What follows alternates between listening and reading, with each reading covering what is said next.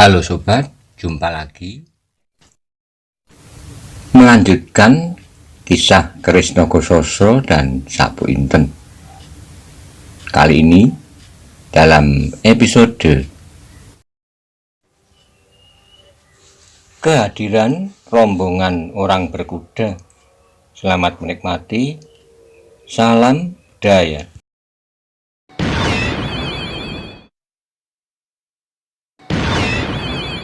Pada episode sebelumnya dikisahkan Ki Ageng Pandanalas berpamitan untuk kembali ke Gunung Kidul. Ki Ageng Pandanalas mempersiapkan untuk menjemput Roro Wilis dan Maiso Jenar mengunjungi tempat kelahirannya. Bagaimana kisah selanjutnya? Simak bersama-sama. Monggo kula aturi subscribe, like, komen, soho share, matur nuwun.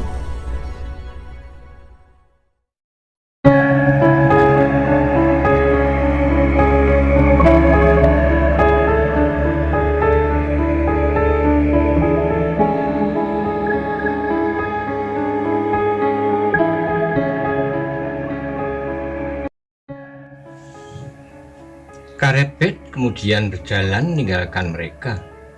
Ditelusurinya jalan sempit di tengah-tengah hutan yang semakin lama semakin tipis, sehingga saat kemudian ia akan sampai ke mulut lorong itu dan meninggalkan daerah hutan yang memberinya kesan tersendiri. Di hutan inilah Probo Semi berusaha merampas nyawanya untuk yang kesekian kalinya. Gumamnya. Orang itu benar-benar berusaha menghilangkan aku karena otaknya yang gila seperti aku. Tapi aku tidak mengganggu orang lain. Aku mendapatkan kesempatan tanpa aku sangka-sangka. Sedangkan Probo Semi mencari kesempatan dengan segala cara, bahkan mengorbankan orang lain sekalipun. Sekali lagi Karebet menarik napas, kemudian ditatapnya jalan yang terbentang di hadapannya. Kini ia meninggalkan hutan itu ketika ia menengadahkan wajahnya, dilihatnya langit yang cerah. Awan yang tipis lembar demi selembar mengalir ke utara dan burung berterbangan di angkasa, seakan menari dengan riangnya. Ketika Karebet mengangkat wajahnya, hatinya menjadi berdebar-debar. Di hadapannya terbaring seonggok warna hijau kehitam-hitaman. Padukuhan Tingkir, tempat ia dibesarkan oleh ibu angkatnya, Nyi Tingkir. Langkah Karebet pun tertegun sesaat. Kembali ia berbimbang hati, tetapi kemudian ia melangkah kembali dengan langkah yang tetap, pulang ke Tingkir dan kelak harus ke Banyu Biru. Angin yang lembut sekali lagi mengusap wajah Karebet yang basah oleh keringat, dan kembali persoalan itu hanyut satu persatu di kepalanya. Berlari berurutan seperti kuda yang sedang berpacu, dan akhirnya sampailah ia ke ujung kenangannya. Malam itu langit cerah yang ditandai oleh sepotong bulan muda. Ketika Karebet mengangkat wajahnya, yang nampak di hadapannya bukan Padukuhan Tingkir yang hijau kehitam-hitaman, tetapi sebuah dataran yang luas dengan daun-daun padi yang menghijau melapisinya. Warna-warna semburat kuning yang dilemparkan oleh bulan potong di langit nampak berkilat-kilat memantul di permukaan air rawa bening. Karebet kembali kepada keadaannya kini. Di hadapannya duduk pamannya yang disegani, Kebu Kanigoro, yang mendengarkan ceritanya dengan asik.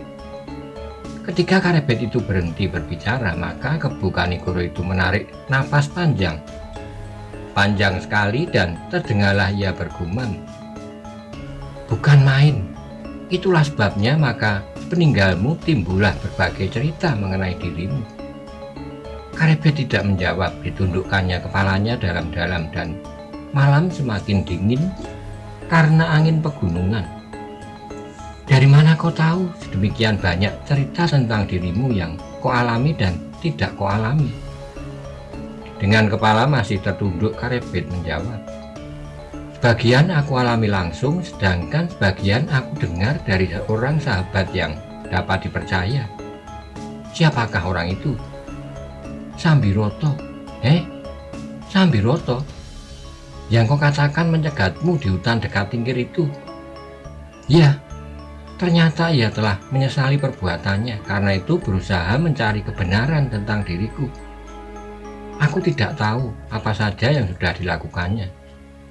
Namun ia berhasil mengetahui sebagian besar keadaanku, dan ia pun berhasil mencari aku ketika aku masih berada di Tingkir.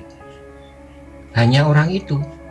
Ya, tetapi Paman Sambiroto aku minta menghubungi sahabatku yang lain di dalam lingkungan Wirotamtomo. Daripadanya Paman Sambiroto dapat melengkapi ceritanya. Siapakah orang itu?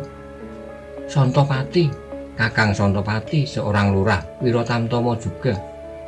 Kebu Kanigoro mengangguk-anggukkan kepalanya. Saat dia berdiam diri dan Karebet tidak berkata apapun. Karena itu maka keadaan di lereng menjadi sepi kembali. Di kejauhan terdengar suara jengkrik saut menyaut dengan dering belalang. Sesekali terdengar aum harimau di kejauhan di hutan Gunung Telomoyo. Sekali Kebu Kanigoro mandang wajah kemenakannya yang suram, dilihatnya penyesalan yang dalam menggores di dadanya. Karena itu maka perasaan Kebu Kanigoro itu pun menjadi iba juga kepadanya. Pada satu-satunya kemenakannya, Karebet adalah penyambung keturunan Pengging di samping Widuro. Karena itulah maka adalah menjadi keinginannya bahwa Karebet kelak mendapat tempat yang baik.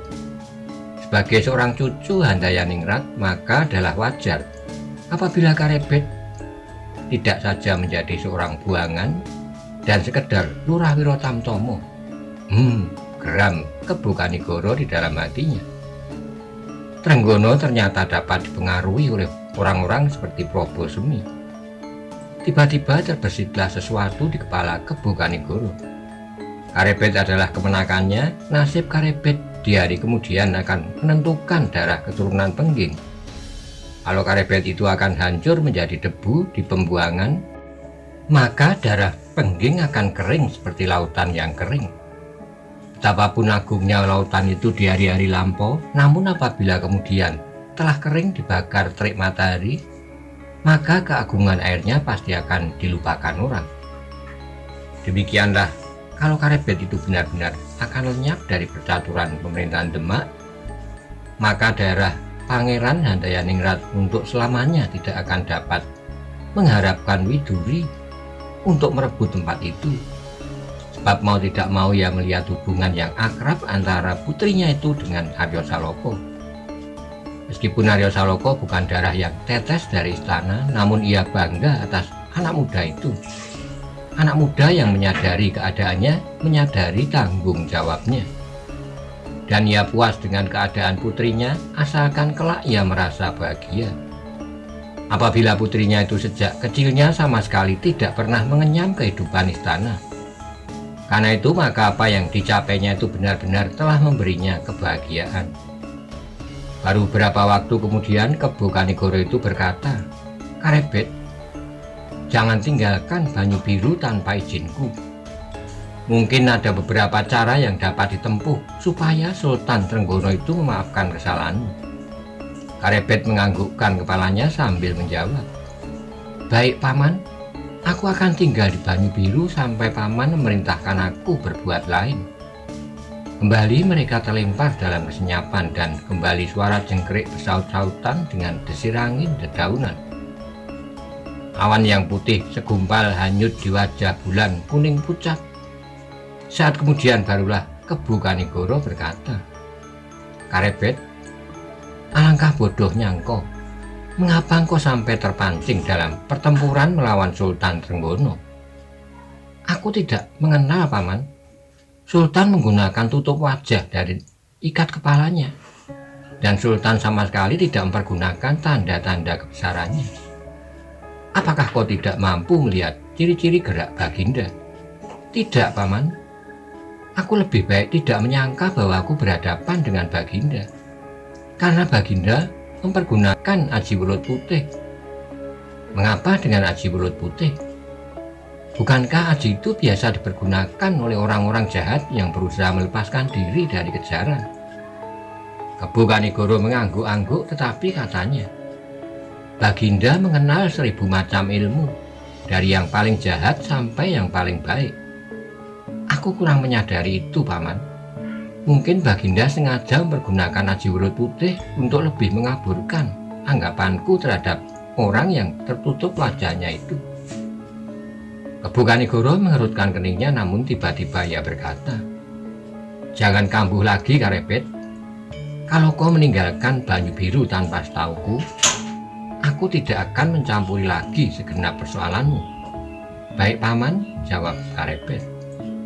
Kebu Kanigoro itu pun kemudian bangkit sambil berkata, "Kembalilah ke rumah Ki Lemah Telasih. Mudah-mudahan buyut Banyu Biru itu akan memberimu banyak tuntunan yang akan bermanfaat bagi hidupmu." Karebet itu pun kemudian berdiri pula sambil mengangguk-anggukkan kepalanya. Ia berkata, "Baik, Paman." Ketika pamannya itu kemudian berjalan meninggalkannya, maka Karebet itu pun segera kembali ke rumah Ki Buyut Banyu Biru. Sebenarnya lah Karebet sejak dari Tingkir segera ia pergi ke Banyu Biru. Semula ia mengharap bahwa Arya Saloka telah berhasil kembali ke tanah perdikannya. Namun ternyata ditemuinya tanah itu sedang dicengkam oleh ketegangan. Karena itu maka untuk sementara ia mencari tempat yang dapat dipakainya untuk menyembunyikan diri. Sehingga akhirnya ditemukan tempat itu rumah Ki Buyut Banyu Biru yang baik hati. Ia tinggal di rumah itu bersama-sama dengan beberapa orang murid Ki Lemah Telasih yang lain. Mereka termasuk orang-orang yang lebih mementingkan persoalan-persoalan pengobatan dan ketekunan dalam mencari jalan menemukan jenis daunan untuk pengobatan daripada olah kanuragan. Di samping itu, Ki Lemah Telasih adalah seorang yang tekun beribadah. Itulah sebabnya Karebet betah tinggal di rumahnya. Ditemuinya persoalan-persoalan dalam hidupnya. Cara-cara pengobatan itu sangat menarik hati anak muda yang aneh itu. Di perjalanan kembali ke rumah Ki Ageng Gajah Suro, Kebu Kanigoro pun selalu diganggu oleh berbagai persoalan. Apakah ia akan membiarkan Karebet terbuang dari pergaulan yang telah pernah dicapainya? Kebu Kanigoro itu pun dapat ikut merasakan kepahitan yang dialami oleh Karebet itu. Kepahitan yang dialami oleh setiap prajurit yang terpaksa disingkirkan dari kedudukannya. Tapi Kebu Kanigoro pun tahu pula bahwa Baginda masih memiliki kesayangan yang besar kepada anak yang aneh itu. Meskipun demikian, Kebu Kanigoro itu pun berkata di dalam hatinya, "Biarlah orang-orang tua mencoba membantu menyelesaikan masalah ini." Malam itu Kebu Kanigoro hampir tak dapat tidur nyenyak. Ia bangun pagi-pagi benar dan nampaklah bahwa perasaannya sedang dibebani oleh persoalan-persoalan yang berat. Maiso Jenar yang mengetahui serba sedikit tentang Karebet segera dapat menduga bahwa Kebu Kanigoro benar-benar sedang dirisaukan oleh kemenakannya yang nakal. Karena itu sebagai seorang sahabat yang dekat, maka Maiso Jenar menyatakan dirinya untuk membantu memecahkan kesulitan-kesulitan yang sedang dihadapi oleh Kebu Kanigoro. Kebu Kanigoro yang masih belum tahu apa yang akan dilakukan itu berkata, "Bukan main, anak itu telah jauh tenggelam ke dalam gelora darah mudanya. Apakah kesalahan yang telah dilakukannya itu terlampau besar, sehingga tidak akan mungkin mendapat pengampunan, Kakang?" bertanya Maiso Jenar. Kebu Kanigoro merenung sejenak, kemudian desahnya, "Mudah-mudahan, tetapi waktu yang diperlukan cukup panjang." Maiso Jenar mengangguk-anggukkan kepalanya. Serba sedikit Kebu Kanigoro mengatakan juga apa yang pernah didengarnya dari Karebet. Namun tidak keseluruhannya. Ada persoalan-persoalan yang tidak dapat diketahui oleh orang lain, meskipun orang lain itu adalah Maiso Jenar sendiri yang selama ini selalu berbuat bersama-sama, berjuang bersama-sama, dan bahkan hidup mati mereka berdua seakan-akan telah dipertaruhkan bersama. Tapi masalah yang dihadapi oleh Kebu Kanigoro sebagian adalah masalah yang berhubungan dengan keluarganya, berhubungan dengan saluran darah Mojopahit yang mengalir di tubuhnya dan di tubuh Karebet, namun juga di tubuh Sultan Trenggono. Karena ada beberapa persoalan yang tidak dapat dikatakannya kepada Maiso Jenar, maka Maiso Jenar pun tidak segera dapat melihat Apa yang dapat dilakukannya untuk membantu memecahkan persoalan itu? Maiso Jenar, berkata Kebu Kanigoro kemudian. Jangan kau ikut serta dirisaukan oleh persoalan-persoalan yang dibuat oleh Karebet. Lupakanlah persoalan itu, selesaikan persoalanmu yang telah lama kau tunda-tunda. Bukankah waktu itu kini telah datang? Maiso Jenar tersenyum, segera ia tahu maksud Kebu Kanigoro. Karena itu Maiso Jenar menjawab, baiklah Kakang, meskipun demikian apabila pada suatu saat Kakang memerlukan aku, maka aku selalu menyiapkan diri untuk itu. Terima kasih Maiso Jenar, pada saatnya aku akan memberitahukannya kepadamu. Namun dalam pada itu sesuatu tersimpan di dalam hati Kebu Kanigoro. Sesuatu yang tidak dapat segera dikatakan kepada Maiso Jenar, meskipun pada suatu saat pasti akan menyangkut perasaannya. Gumam Kebu Kanigoro di dalam hatinya. Biarlah Maiso Jenar menikmati masa-masa yang paling baik dalam hidupnya. Sejak itu Kebu Kanigoro berusaha untuk menghilangkan kesan-kesannya yang menggelisahkan karena pokal kemenangannya. Meskipun beberapa kali ia masih menemui Karebet, tetapi ia tidak pernah menyebut-nyebutnya lagi kepada Maiso Jenar. Dibiarkannya Maiso Jenar sibuk dengan persoalan sendiri. Karena itulah maka Maiso Jenar tidak mendengar dari Kebu Kanigoro bahwa Karebet telah pergi ke Karang Tumoritis dan telah kembali ke Banyu Biru. Dalam pada itu maka Ki Ageng Pandanalas merasa bahwa ia telah cukup lama berada di Banyu Biru. Karena itu maka ia pun minta diri kepada Ki Ageng Gajah Suro, pada Kebu Kanigoro, kepada Maiso Jenar dan kepada cucunya Roro Wilis. Mengapa Ki Ageng tergesa-gesa meninggalkan Banyu Biru? Bertanya Gajah Suro. Aku sudah cukup lama tinggal di sini, Angger. Karena itu aku ingin sekali melihat tanah kelahiranku. Aku ingin pulang ke Gunung Kidul menyampaikan kabar yang sebaik-baiknya bagi Sanak Kadang dan Hande Tolan di sana. Sudah tentu kami akan mengharap Wilis sekali-kali juga mengunjungi kampung halaman. Dan sudah tentu kami akan mengharap bahwa kami dapat menyaksikan hari yang paling baik bagi hidupnya di kampung halaman sendiri. Apapun yang kemudian akan dilakukan dan kemanapun kemudian Wilis akan pergi, bukanlah soal bagi kami. Ki Ageng Gajah Suro mengangguk-anggukkan kepalanya. Jawabnya, sebenarnya Banyu Biru akan sangat berterima kasih kalau kesempatan itu tidak kami terima di sini. Sebagai tanah yang telah menerima limpahan pengabdiannya yang tanpa pamrih itu. Ki Ageng Pandanalas tertawa. Terima kasih, sausnya. Tapi biarlah kami pada suatu ketika membawanya dahulu kembali.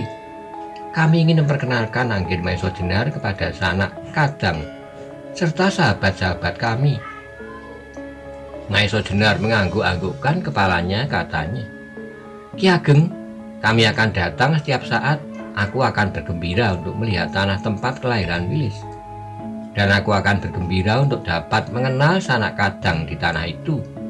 Bagus, biarlah kelak seorang datang menjemput kalian di sini.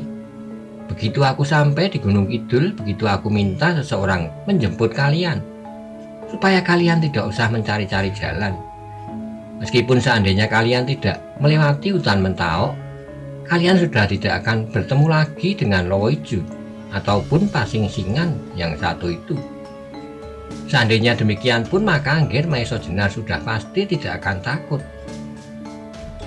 Dan aku tidak perlu menebang pohon di hutan itu dan berdendang dandang gula. Maiso Jenar hanya dapat menundukkan kepalanya. Suatu kenangan yang mengesankan. Di hutan itu pula ia pertama-tama bertemu dengan seorang gadis yang bernama Roro Wilis. Di hutan itu pula ia hampir binasa karena Pasing Singan. Namun di desa itu pula ia diselamatkan oleh Ki Ageng Pandanalas dengan suara kapaknya dan kemudian disusul dengan tembang dandang gulo yang melontarkan ciri kehadirannya. Yang terdengar kemudian adalah suara Ki Ageng Pandanalas pula. Sungguh tidak sedap berlagu di tengah-tengah hutan yang lebat. Setiap kali aku membuka mulut, setiap kali beberapa ekor nyamuk masuk bersama-sama. Tapi aku tidak dapat berhenti sebab dengan demikian aku tidak akan berhasil mencegah Pasing Singan berbuat menurut caranya. Kembali Maiso Jenar mengenangkan peristiwa-peristiwa yang pernah terjadi. Betapa ia hampir menjadi gila karena tiba-tiba Roro Wilis hilang. Desahnya di dalam hati. Sebuah tarikan napas yang panjang telah menggetarkan dadanya. Ki Ageng Pandanalas melihat perasaan yang melintas di hati Maiso Jenar. Karena itu ia tersenyum. Namun ketika ia menatap wajah Roro Wilis, Ki Ageng Pandanalas itu mengerutkan keningnya. Nampaklah mata gadis itu berkilat-kilat. Selapis air telah membasahi pelupuk matanya. Karena itu maka orang tua yang jenaka itu tidak lagi berkata tentang masa-masa lampau. Katanya kemudian, "Kalau aku akan mengirim orang untuk menjemput kalian, maka aku hanya ingin supaya kalian tidak usah mencari jalan. Aku tidak yakin apakah Roro Wilis masih dapat mengingat jalan itu dengan baik, atau apakah kalian akan dapat mencari jalan dalam waktu singkat. Perjalanan kalian kali ini adalah perjalanan yang jauh berbeda dengan setiap perjalanan yang pernah kalian tempuh. Kalian dapat berjalan menyusup hutan belantara mencari sesuatu yang belum pasti tempat dan keadaannya. Sedang Gunung Kidul adalah suatu daerah yang tidak akan dapat berpindah-pindah. Namun akan lebih baik bagi kalian apabila kalian tidak usah bersusah payah untuk mencari jalan itu sendiri." "Terima kasih, Ki Ageng," jawab Maiso Jenar. "Kami akan menunggu dengan senang hati." Ki Ageng Pandanalas tersenyum karena ia melihat masa depan satu-satunya cucunya menjadi cerah, secerah matahari pagi. Ki Ageng Pandanalas adalah seorang pejalan. Ia dapat berjalan kemana saja ia kehendaki. Namun perjalanannya ini terasa sangat lambatnya. Ia ingin segera ke Gunung Kidul dan menyuruh beberapa orang untuk menjemput cucunya. Sengaja ia tidak membawa cucunya itu berjalan bersama-sama, karena ia ingin menghormati cucunya yang serta bakal suaminya dengan suatu jemputan yang cukup baik. Ia sendiri tidak memiliki apapun di Gunung Kidul, namun muridnya yang sekarang sudah menjadi demang pasti akan mau membantunya. Sepeninggalan Ki Ageng Pandanalas, maka timbullah beberapa keraguan-raguan di hati Maiso Jenar. Kalau ia harus menetap di Gunung Kidul, maka persoalannya menjadi agak sulit baginya. Selama ini Kiai Nogososro dan Kiai Sabu Inten belum kembali ke Demak. Meskipun ia percaya sepenuhnya kepada Panembahan Ismoyo, namun tanpa diketahui sebabnya ia selalu ingin tinggal di dekatnya untuk sementara sebelum keris-keris itu kembali. Tetapi ia sudah pasti bahwa ia tidak akan dapat menolak permintaan Ki Ageng Pandanalas. Ia tahu bahwa Roro Wilis menjadi bergembira karenanya. Gembira bahwa ia akan segera melihat kampung halaman dan bergembira bahwa ia akan dapat berada di dalam lingkungannya semasa kanak-kanak. Tapi Roro Wilis pun pernah berkata kepadanya bahwa ia mempunyai beberapa keinginan, tapi bukan ialah yang menentukan. Tapi Maiso Jenar tidak mau mengecewakan Roro Wilis. Nanti apabila sampai saatnya persoalan itu dapat dibicarakannya dengan baik, dan ia yakin bahwa Wilis pun pasti akan dapat mengertinya. Demikianlah maka mereka menunggu di Banyu Biru. Selama itu banyaklah yang sudah mereka kerjakan. Di antaranya rakyat Banyu Biru membangun tanah perdikan itu, memperbaiki tanggul yang telah dijebol oleh Aryo Saloka, dan memperbaiki jalur-jalur saluran air, dan menanami kembali lereng bukit yang gundul karena api yang dinyalakan oleh Joko Soko. Tak ada seorang pun yang sempat duduk bertopang dagu. Aryo Saloka telah bekerja mati-matian untuk tanah yang dibelanya selama ini. Bahkan Endang Widuri pun dengan gembiranya ikut membantunya. Ia telah hampir lupa kepada padepokan Karangtumoritis dan ia kerasan tinggal di Banyu Biru. Kebu Kanigoro yang semula sudah siap kembali ke Karangtumoritis tiba-tiba terhambat juga oleh kemenakannya. Ada sesuatu yang masih harus diselesaikan di Banyu Biru karena kehadiran Karebet, sehingga karena itu maka ia pun menunda keberangkatannya. Tentu saja Widuri menjadi sangat bergembira karenanya. Ia lebih senang tinggal di Banyu Biru, tapi ia sama sekali tidak menyangka bahwa ayahnya selama ini telah disibukkan oleh saudara sepupunya Karebet. Bahkan ia tidak menyadari pula bahwa keadaan itu bukan sekedar kesibukan pikiran dan perasaan. Namun karena Kebu Kanigoro sudah bertekad untuk membantu kemenakannya itu kembali ke istana, maka akan banyaklah persoalan-persoalan yang dihadapinya. Tapi Kebu Kanigoro tidak mau menyulitkan orang lain, karena itu semuanya disimpan di dalam dadanya. Hanya sekali-kali ia menyuruh Karebet pergi ke Karang Tumoritis, minta nasihat dan pertimbangan Panembahan Ismoyo, dan memberitahukan kepada Panembahan itu bahwa Kebu Kanigoro menjadi agak lambat lagi. Dengan demikian, meskipun mereka bersama-sama masih tetap tinggal di Banyu Biru, dan meskipun mereka nampaknya dalam kesibukan yang sama sehari-harinya, namun di dalam hati mereka mempunyai alasan yang berbeda-beda. Maiso Jenar dan Roro Wili sekedar menunggu jemputan dari Gunung Kidul, Endang Widuri, karena sesuatu telah mengikatnya di Banyu Biru. Sesuatu yang tidak dapat dikatakan, sedang Kebu Kanigoro terikat oleh kemenakannya dengan segenap persoalannya. Demikianlah pada suatu hari Banyu Biru diributkan oleh kedatangan sebuah rombongan orang-orang berkuda. Rombongan itu berpacu dari arah barat, bukan hanya sekedar 10 orang, namun lebih banyak lagi. Suara derap kakinya menggeletar, memecah kesepian tanah yang damai itu. Seseorang yang sedang bekerja di sawah melihat rombongan itu merayap-rayap menyelusur jalan-jalan di lembah, mendaki Bukit Telomoyo. Terasa sesuatu berdesir di dalam dadanya. Rombongan itu sama sekali bukan rombongan dari Pamingit. Di paling depan nampaklah seorang dalam pakaian yang mewah. Beludru berkilat-kilat, sebuah pedang panjang tersangkut di lambungnya. Pedang dengan sebuah rongko yang putih berkilau. Pedang yang jarang-jarang dimiliki oleh orang biasa. Orang itu sama sekali bukan Ki Ageng Lembusoro, dan para pengiringnya sama sekali bukan orang Pamingit. Petani itu berpikir di dalam hatinya. Masih terbayang apa saja yang telah terjadi beberapa waktu yang lampau. Terbayanglah laskar-laskar dari golongan hitam yang bersama-sama menyerang Banyu Biru. Kemudian terbayang pula kekacauan yang timbul di daerah perdikan itu setelah laskar Pamingit mendudukinya.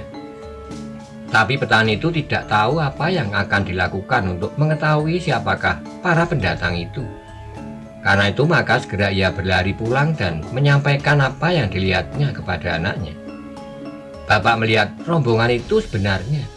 Ya, aku melihat dan mataku masih cukup baik. Anaknya yang sudah cukup dewasa berpikir sejenak, kemudian katanya kepada ayahnya. Biarlah aku sampaikan kepada Kakang Bantaran.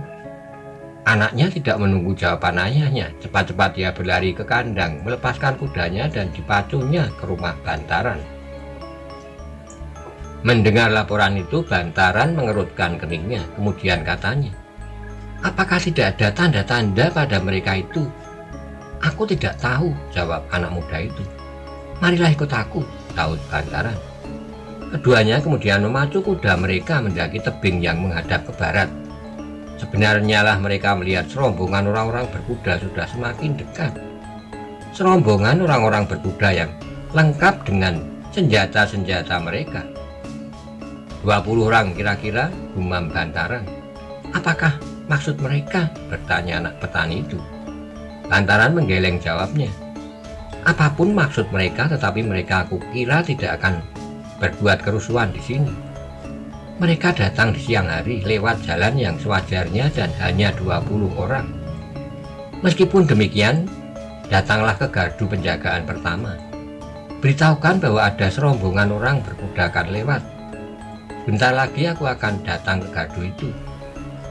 Anak petani itu tidak menjawab. Segera ia melarikan kudanya ke gardu pertama, memberitahukan apa yang telah dilihatnya. Pemimpin gardu itu menghela napasnya, kemudian kata-katanya, kedatangan Kakang Bantaran kami tunggu. Anak petani itu pun kemudian kembali ke tempat Bantaran mengawasi orang-orang berkuda itu. Mereka sudah nampak lebih jelas lagi, tapi karena jalan melingkar-lingkar, maka jarak yang harus dilaluinya masih cukup panjang. Kemudian Bantaran itu pun berkata kepada anak petani itu, kembalilah sampaikan pesan ini kepada Kakang Penjawi, bahwa berita tentang kedatangan orang-orang berkuda itu supaya dilaporkan kepada Paman Wonomerto. Sepeninggal anak petani itu, segera Bantaran pergi ke gardu pertama, gardu yang masih ditempati oleh beberapa orang penjaga. Meskipun Banyu Biru seakan-akan sudah tenang, namun peperangan yang baru saja terjadi masih mengharuskan mereka berhati-hati. Di gardu penjagaan itu, Bantaran melihat beberapa orang telah bersiaga. Namun kemudian Bantaran berkata, "Jangan terlalu berprasangka, orang-orang itu pasti tidak akan berbuat jahat." Meskipun demikian, beberapa orang di gardu itu telah menggantungkan pedang-pedang mereka di lambung dan yang lain menyandarkan tombak-tombak mereka di samping mereka berdiri. Saat kemudian gemertak kaki kuda itu telah terdengar. "Hah, itulah mereka," gumam Bantaran. Tapi mereka masih menunggu cukup lama. Jalan yang melingkar dan berbelit-belit itu agaknya telah memperpanjang jarak perjalanan orang-orang berkuda itu. Meskipun demikian, akhirnya muncullah dari tikungan beberapa orang berkuda. Sebenarnya lah bahwa yang paling depan dari mereka adalah seorang yang berpakaian sangat bagus. Baju bludru, kain lurik yang berwarna kemerah-merahan, sebuah pedang yang bagus berjuntai di sisi kudanya.